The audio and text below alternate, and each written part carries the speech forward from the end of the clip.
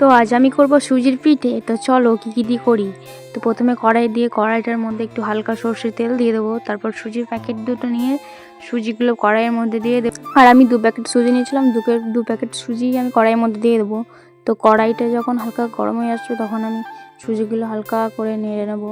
হালকা নাড়াচাড়া করার পর অনেকক্ষণ ধরে একটু নাড়াচাড়া করে নেবো। তারপরে যখন এটা ভাজা হয়ে আসবে তখন আমি জল দিয়ে দেবো। তো জল দেওয়ার পর হালকা নেড়ে নেব। তো তারপরে যখন হালকা একটু আঠা আঠা করা হয়ে যাবে তখন আমি ওটাকে নামিয়ে নেব। তো আস্তে আস্তে করে নেব ওটা। তো তারপর হালকা, তো আমি এটা করব সুজি দিয়ে দুধ পিঠে। তো চলো তারপর কড়াইটা আমি বসিয়ে নেব। তো তারপরে দুধটা দিয়ে দেবো ওর মধ্যে। তো দুধটা একটু গরম করার পর দুধটা যখন ফুটে যাবে তখন আমি পিঠেগুলো দুধের মধ্যে দিয়ে দেবো। আর এখানে আমার দাদা এসেছিলো বাড়ি, তো এখানে আমাকে একটু হেল্প করে দিচ্ছিলাম। তারপর পিঠেগুলো যখন সেদ্ধ হয়ে আসবে তখন আমি গুড়টা দিয়ে দেবো। আর আমি এখানে নিয়েছিলাম খেজুর গুড়।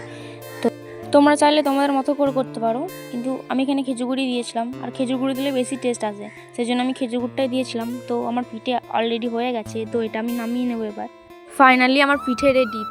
তো এখন আমি চলে যাবো আমার দাদার কাছে পিঠেটা নিয়ে। তো আমার দাদাকে আমি এখানে বললাম যে খেয়ে দেখ কেমন হয়েছে। তো আমার দাদা আমাকে বলছে খুব সুন্দর হয়েছে। জীবনে প্রথমবার এরকম পিঠে খেলাম।